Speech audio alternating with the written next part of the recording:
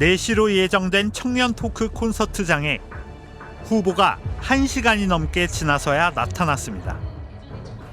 반갑습니다. 많이 늦어서 미안합니다. 그리고 그날 밤 신용한 당시 선대위 정책총괄실장은 호텔에서 몰래 빠져나가는 듯한 윤 대통령의 모습을 목격했습니다. 그는 윤 대통령이 자정을 훨씬 넘겨 술에 취한 채 들어온 것으로 기억했습니다. 밤 10시 반 넘게 몰래 호텔에서 빠져나와서 제가 모실까요 했더니 비밀이다 하고 이제 나가서 1시가 돼도 안 들어오고 2시가 돼도 안 들어오고 2시 반에 그날이 진눈깨비가 내리던 날이에요. 눈발이 이렇게 날리던 날인데 만취가 돼서 들어옵니다. 제가 부추기고 호텔 직원에게 못 본 척하라고 부탁을 신신당부를 하고 다음 날 첫 일정은 오전 11시 청주공항에서의 지역발전 간담회. 윤 대통령은 이 자리에도 25분을 지각했습니다. 또 이 청주공항의 거점공항으로서의 그 인프라 투자를 확대해야 된다는 이 두 가지. 그럼 아마 일반적인 후보들이 상상하기 어려운 시간이죠.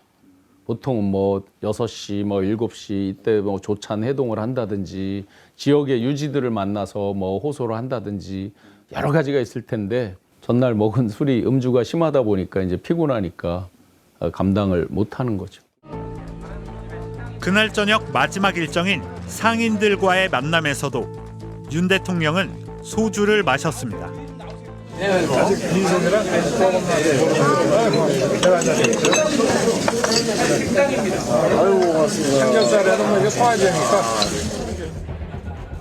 탄핵 심판에서조차 본인이 반주를 언급할 만큼 윤 대통령이 술을 좋아한다는 건 잘 알려진 사실입니다. 홍장원 1차장 목소리가 뭐 저도 반주를 즐기는 편이기 때문에 딱 제가 보니까 벌써 술을 마셨어요. 본인도 인정했고. 지난해 5월 얼차려를 받다 숨진 육군 훈련병의 연결식이 거행된 날 국민의힘 워크숍에서 술을 권했다가 비판을 받기도 했습니다. 아까 뭐 맥주도 놓지 않아야 된다고 하셨는데 오늘 제가 좀 욕 좀 먹겠습니다. 그리고 제가 테이블마다 다니면서 여러분들에게 맥주로 축하주 한 잔씩 다 드리겠습니다. 참패로 끝난 부산 엑스포 유치전에선 프랑스 파리 방문 중 5대 그룹 총수들을 불러 2시간 넘게 술을 마신 사실이 뒤늦게 알려져 구설수에 오르기도 했습니다. 자꾸 이런 거 물어보시고 저기 하시는데 저희는 모든 것을 노코멘트 하겠습니다. 대통령실은 일정이 늦게 끝나고 저녁 식사를 한 것을 술자리라고 표현하는 것은 과하다는 입장을 밝혔습니다. 대통령이 애주가인 것 자체는 문제가 아니지만 과도한 음주가 국가 지도자인 대통령의 정상적인 업무와 의사결정에까지 영향을 준다면 심각한 문제일 수밖에 없습니다. 술 때문에 윤 대통령이 일찍 출근을 못하는 걸 숨기기 위해 한남동 관저에서 대통령실로 빈 차량을 먼저 보내고 윤 대통령은 뒤늦게 집무실로 이동한다는 의혹이 불거졌습니다. 현직 경찰 커뮤니티엔 기동대랑 용사는 이미 다 아는 사실이라는 글이 올라오기도 했습니다.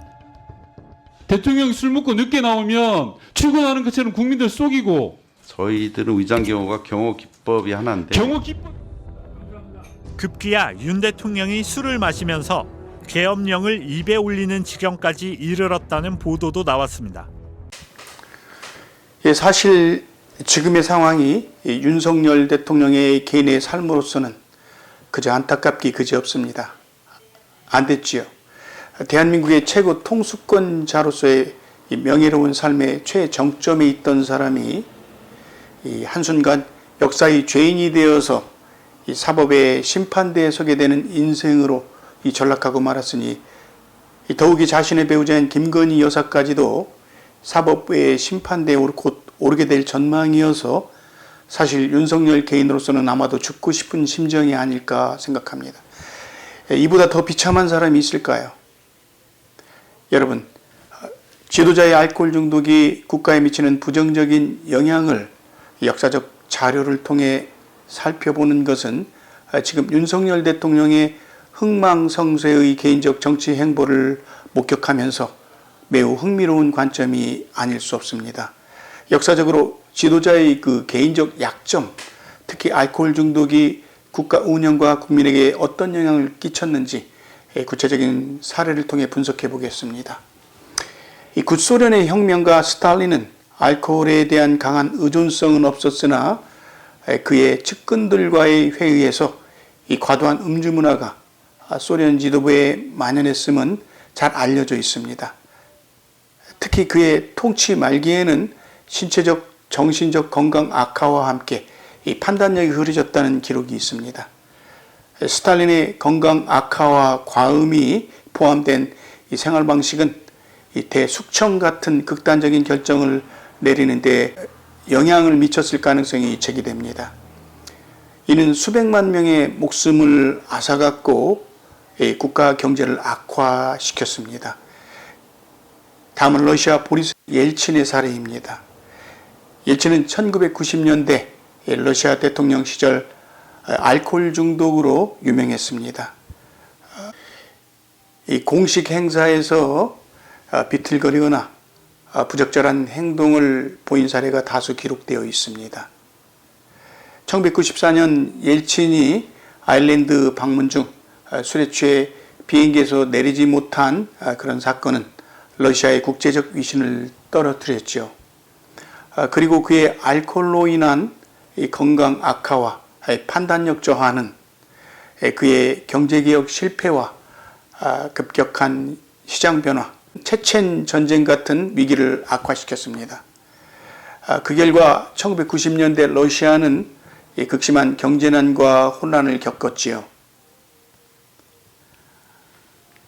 윤석열 대통령의 현재 상황과 그의 개인적 삶, 특히 과도한 음주 문제와 관련된 논란을 역사적 맥락에서 재조명하며 국가적 혼란과의 연관성을 탐구하는 연구는 오늘 한국이 처해 있는 이 정치적 격변기에 대한 매우 중요한 분석이라고 할 수 있겠습니다.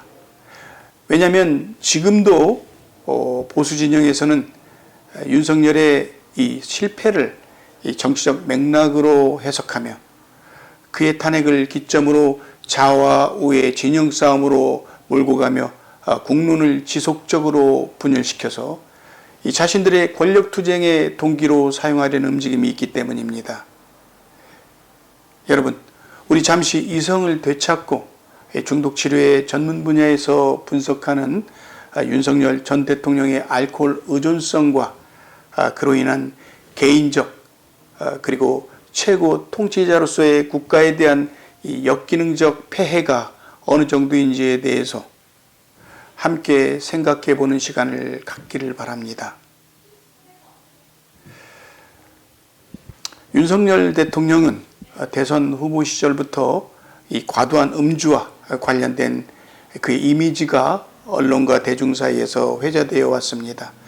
예를 들어 낮 시간대 이 술자리나 공식 행사에서의 부적절한 행동이 이 소셜 미디어와 일부 보도에서 언급되면서 이 술꾼 이미지로 묘사되곤 했습니다. 이는 그의 리더십과 판단력에 대한 의문을 불러일으켰죠. 12.3 비상계엄 사태는 한국 민주주의 역사에서 중대한 사건으로 그의 음주 문제가 이 같은 극단적 결정에 영향을 미쳤을 가능성은 매우 높습니다. 윤석열의 음주 문제는 이 개인적 취약성을 넘어서 국가적 위기로 이어질 수 있는 요소로 작용했을 가능성이 농후합니다. 이는 역사적 사례와 비교했을 때 지도자의 음주로 인한 개인적 결함이 국가 운명에 얼마나 큰 영향을 미치는지 보여주는 하나의 사례로 기록될 것 같습니다. 중독성 약물의 하나인 술, 이제 우리 한국 사회가 이 술 문제가 사람의 삶에 그리고 나아가서는 국가 전체에 미치는 부정적 결과가 이토록 엄청난 것임을 오늘 윤석열 사태를 목도하면서 반면교사로 삼아서 우리 한국인의 각자의 삶에서도 술에 대한 경각심을 인식하며 만일 자신에게도 음주 문제가 있다라고 생각한다면 이 반드시 해결해야 할 이슈임을 분명히 할 때 개인적 삶의 퇴보 현상에서 이 건강한 삶으로의 회복도 가능하다는 점을 강조하고 싶습니다. 다시 한번 말씀드리자면 윤석열 전 대통령은 분명히 과도한 술 의존 행위가 그를 정신적, 육체적으로 취하게 만들었고 결국 오늘 그는 이토록 돌이킬 수 없는 결과를 낳고 말았다라고 강조합니다. 여러분들의 구독과 좋아요 그리고 알림 설정을 부탁드립니다. 감사합니다. 이태손이었습니다.